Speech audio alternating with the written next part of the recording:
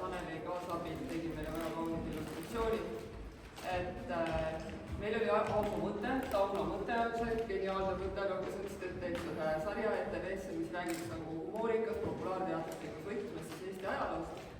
Ja siis me olime režissöör Raivo Maripuuga, olime hästi suures hädas tükk aega, et ega sellest jääajast väga palju ülesvõtteid ju ei ole, et kuidas me seda kõike siis nagu pildis kujutame, et tegu pole raadiosaatega. Ja siis Siiri sai valmis oma raamatu ja käis Ringvaate saates sellest rääkimas ja see raamat jäi niimoodi meie laua peale. Ja enne kui ma sain seda Raivole näidata, tema haaras selle sealt ja ütles, et see on ju õige asi, see töö on peaaegu ära tehtud, et meil on neid inimesi just nii väga vaja. Ja meil oli väga suur õnn, et Siiri ja Tanel selle töö vastu võtsid ja meile joonistama hakkasid ja see ei olnud loomulikult üldse mitte kerge töö, seda teab Tauno palju parem rääkida.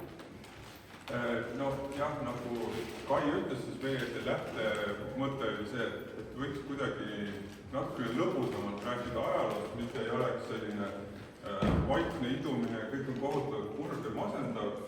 Ja siis sellepärast ka see irooniline pealkiri, kontrollitud täielik, millest vist enamik vaatajaid said aru, aga mõned pidasid vajalikuks hiljem öelda, et see ei ole ju päris täielik. Ja me oleks ka jääaega võinud suurema lugupidamisega suhtuda. Aga mulle väga meeldivad need suured pildid, mis just nagu iseloomustavad seda, et miks üks pilt ütleb tihtipeale rohkem kui 1000 sõna, aga see on see teine nüanss Eesti ajaloo puhul eriti. Et kui me võtame paksu Eesti ajaloo raamatu, mis on 800 lehekülge, siis tihtipeale esimesest kuni kuskil aastani 1400 on sellest 100 lehekülge. Et see on see meie häda, et allikaid on natuke vähem ja pilte on veel vähem, aga me tegime siiski telesaadet, mitte raadiosaadet. Küsimus oli, et kust see kõik leida ja siit ta tuli. Ja siis, kui me lõpuks jõudsime selle protsessini, et Siiri hakkas joonistama, siis võiks iga pildi kohta enam rääkida eraldi loo, et milliste küsimustega see seotud oli. Sest tegelikult, ütleme, kui keegi tuleb seda vaatama, siis kõige võiks kõrval seletada tervelt pildi lahti pool tundi. Sest need pildid ei ole juhuslikud, vaid nad on ikkagi kõik seotud mingisuguse konkreetse sündmuse looga, et nad on täiesti suvalised. Et ütleme, et Siirile on antud ülesanne, et tuleks kuidagi illustreerida lugu, et esimene eestlane olümpiamängudel. Et väidetavalt oli selline mees nimega Herman Nervinbaum, ühtegi pilti sellest ei ole, loomulikult nagu Eesti ajalooga tihti juhtub. Ja siis otsisime ja siis selleks, et saada siia see üks pilt, siis tuli kõigepealt kindlaks teha, et millisel alal ta üldse osales. Ta pidi osalema mingit laadi sõudmisel, nii palju oli teada, aga isegi spordimuuseumi teadlased teadnud, mis see ala täpsemalt oli. Ja sellest on Eesti erinevates raamatutes umbes 10 versiooni. Ja siis meil õnnestus internetis teida spordioksjonilt 1896. aasta sõudmisvõistluste kava. Ja seal oli tõesti kirjas, et ta pidi osalema mitte nagu tänapäeval sõutakse, vaid 16 mehelise päästepaatide võistlus, mida ei teadnud isegi spordimuuseumis keegi. Ja siis me Siiriga mõtlesime, et milline see päästepaat välja nägi. Ja siis meil õnnestus üles leida laev, mille peal ta töötas madrusena ja seal olid umbes sellised päästepaadid.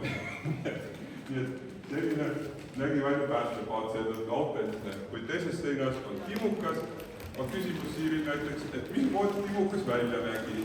Ja siis me arutame ajaloomuuseumi töötajatega, et milliseid riideid kandis Eesti timukas, kas tal oli mustad või punased tööriided.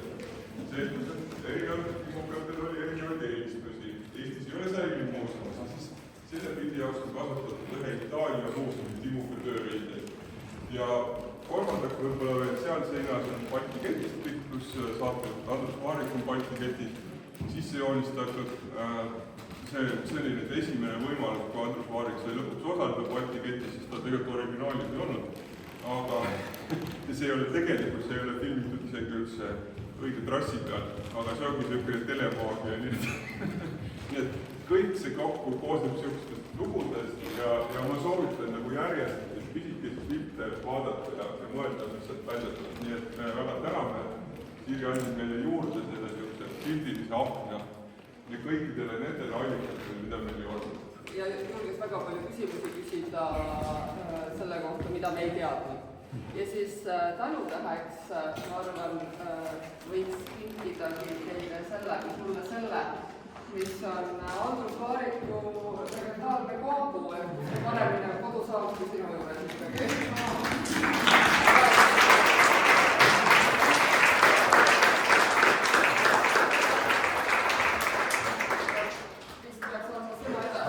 Ma annan ise edasi. Väga suur tänu. Nagu te kuulsite, siis joonistatud ajalugu võibki olla täielikult. Leitakse palju sellist, mida pole varem leidnud, aga mul on väga hea meel anda veel sõna selle projekti koostööpartnerile.